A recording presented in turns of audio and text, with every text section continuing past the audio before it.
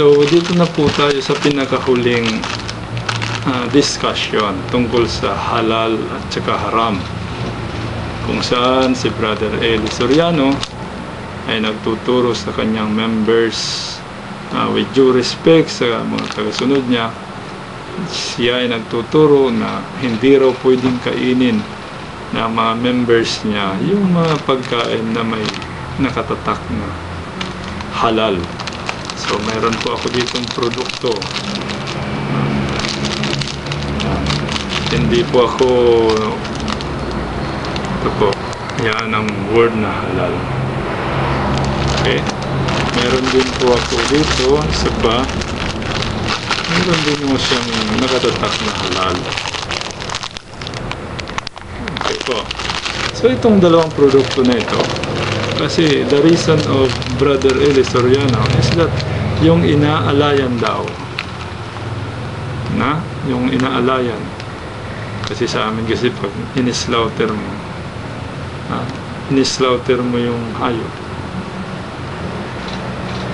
sinasabi namin ang pangalan ng Allah, Bismillahirrahmanirrahim.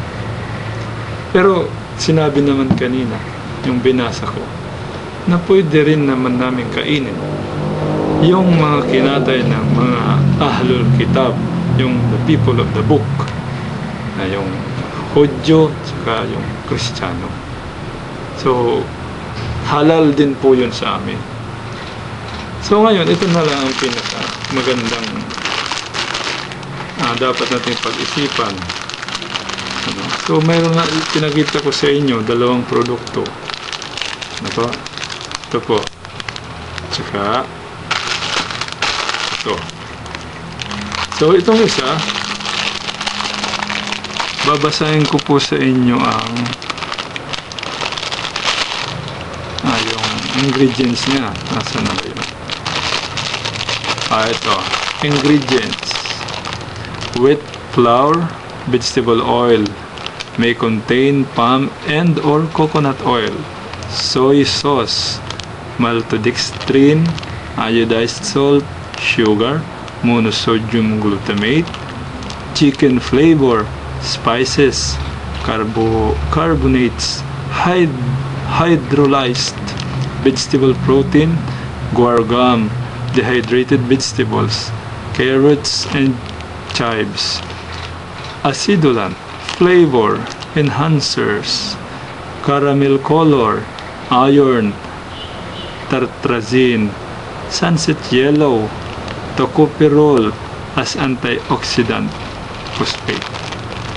Okay, so mapapansin nyo na nabanggit dito yung word na chicken flavor. Okay, ito naman po sa isang product, basahin ko rin po yung ingredients niya. Ang nakasulat dito is wheat flour, partially hydrogenated vegetable fat, may contain one or more of the following: coconut, palm and palm kernel, cane sugar, whey powder, cocoa powder, iodized salt, active dry yeast, malt extract, leavening, sodium bicarbonate, lecithin, and artificial flavors, vanillin and artificial color. Contains wheat and soybeans for lecithin, processed on shared equipment which handles peanut. Okay po. So ito pong pangalawang produkto ay wala pong nabanggit na word na with pertaining to meat, no? Wala siyang karne, wala siyang karne ng chicken, wala siyang karne ng baka, hindi siya nabanggit. So ito, may nabanggit siya kanina. So itong dalawang produkto ito ay puro may tatak na halal. Okay? In short, hindi po ito pwedeng kainin ng mga kaanib ni Brother Eli Soriano. So ito ang point ko dito, no? Ang reason niya kaya hindi pwedeng kainin yung mga pagkain na may salitang halal, kasi nung kinatay daw, inialay ito sa Diyos ng pangalan ay Allah, na iba daw ang Diyos na ito sa kinikilala nilang Diyos. Ano ho? So, dito po, nagkamali na agad ang Brother Eli Soriano. Kasi doon sa pangalawang produkto ho, wala pong nabanggit dito na pertaining to meat. Nako, wala siyang nabanggit na pertaining to, walang nabanggit na chicken, yung mga, hindi siya mga kinatay, wala siyang kinatay.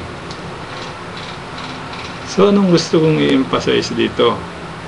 Kawawa naman po yung mga naniniwala sa kanya, kasi inconsistent po yun. It's unfair na kung ang reason niya lang para huwag kainin yung mga salitang may word na halal, ay kasi inialay, samantalang may mga pagkain pala,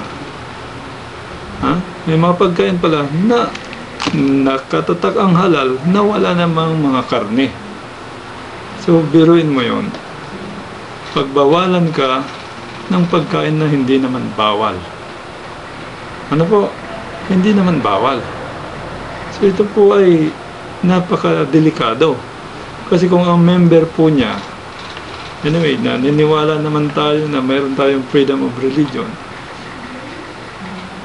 But because napag-usapan natin tong halal, nakakaawa naman po yung member niya dahil, halimbawa, pumunta yung member niya sa Saudi. Hindi makakakain siya, yung tao na yun. Kasi almost all the products ay meron pong halal. Wala pong makakapasok na product ng ibang bansa sa Saudi kung walang salitang halal. At ito pong halal ay napaka-broad. Yung mga prutas, ito ay halal. No? Even though wala silang tatak na this is halal, pero halal po ito. Gusto sabihin, permissible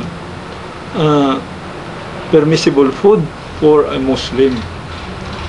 So, kung lahat ng halal ay hindi pwedeng kainin ng mga member niya, parang unfair. It's unfair. Kawawa naman po yung mga naniniwala sa kanya na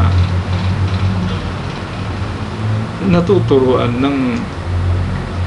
ng wala sa reason, no? With due respect po sa mga tagasunod ni Brother Eli Soriano, inililiwanag ko lang po sa inyo yung salitang halal.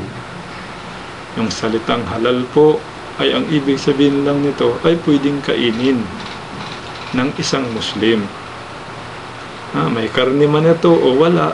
Kung may karne, kailangan yung karne. Nung inislaughter, sinambit yung pangalan ng Diyos, ng Allah.